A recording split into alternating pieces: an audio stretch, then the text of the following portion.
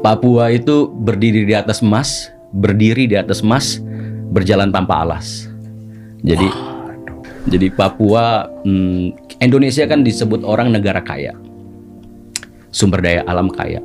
Itu karena ada Papua di dalamnya, karena ada Kalimantan di dalamnya. Kalau misalnya negara kita nggak ada Kalimantan, nggak ada Papua atau Pincang, negara kita ya bukan negara sumber daya alam kaya.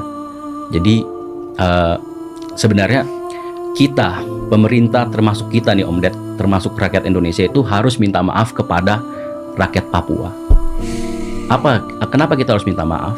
Karena sampai sekarang kesetaraan sosial, ekonomi, semuanya kesetaraan untuk seperti kita di Pulau Jawa dan di pulau-pulau lainnya itu nggak ada sama sekali di Papua. Di Papua itu tertinggal mungkin 50 tahun dibandingin kita di Pulau Jawa ini Om Ded. Jadi kesetaraan itu nggak ada, kita semua harus minta maaf pada rakyat Papua. Ya, kalau memang kita mau bernegara ya, kalau memang merah putih masih tertancap di sana, ya kita harus seperti itu. Dan kita harus mengakui kalau Papua itu belum mendapatkan keadilan sosial. Kalau misalnya sekarang kita ngelihat di Papua kotanya bagus, masyarakatnya senang, itu mungkin kota-kota tertentu aja di Papua seperti Sorong, Jayapura atau di Merauke.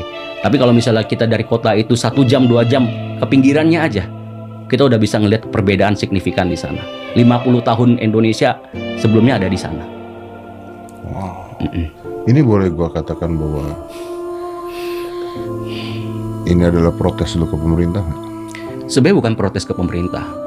Gue pengen, sebenarnya pemerintah kita udah kerja. Oh ya? Sudah kerja. Pemerintah kita sudah masuk kerja, kesana. sudah masuk ke sana. Tapi kompleks sekali kerja. Untuk kerja di Papua itu sangat kompleks dan kredit, susah sekali. Papua ini nggak seperti misalnya kalau misalnya di Indonesia kita punya Kalimantan dengan Papua yang sama-sama besar. Penerapannya nggak sama sekali. Papua ini dengan beragam multikultur. Kalau lu mengatakan pemerintah sudah masuk dan bukan salah pemerintah juga, berarti salahnya di mana? Menurut gua, kan lu tadi mengatakan kita harus minta maaf. Pemerintah pusat kita sudah bekerja. Penerapan salah. Cuma kan kita harus ingat di negara kita ini dari pusat juga ada, di bawahannya juga ada pemerintah daerah. Nah mungkin di situ ada kesalahan. Gue juga nggak tahu. Ya mungkin permasalahan negara kita kan seperti kita tahu korupsi juga di mana-mana. Ya gue rasa sih dengan tanah sekaya itu, ya di situ juga tertancap sangat kuat akar korupsi yang susah ditebas. Di sana. Menurut lu lebih ke pemerintah daerahnya atau lu nggak bisa ngomong? Gue nggak bisa ngomong, takut nanti dikiranya gue mau ngojokin pemerintah daerah juga. Ya kan karena gue juga nggak bisa ngomong seperti itu kan. Tapi karena data gue juga nggak ada. Tapi apa yang gue lihat di lapangan, apa yang gue lihat dan gue dengar langsung dari masyarakat, kepala suku, masyarakat yang hadir, ya gue rasain juga. Ini kan next presiden Prabowo, kan? Apa yang bisa lu, misalnya dia dengar ini, apa yang lu mau sampaikan ke dia, ke Bapak Prabowo? Untuk Bapak Prabowo, untuk Papua ya? Untuk Papua ya. Untuk pemerintahan berikutnya, untuk di Papua mungkin harus lebih fokus lagi. Pemerintah kita udah serius, tapi harus lebih fokus. Dan program makan siang gratis itu sangat tepat sasaran kalau misalnya di Papua dan dibutuhkan. Karena kelaparan setiap hari, anak-anak kelaparan setiap hari.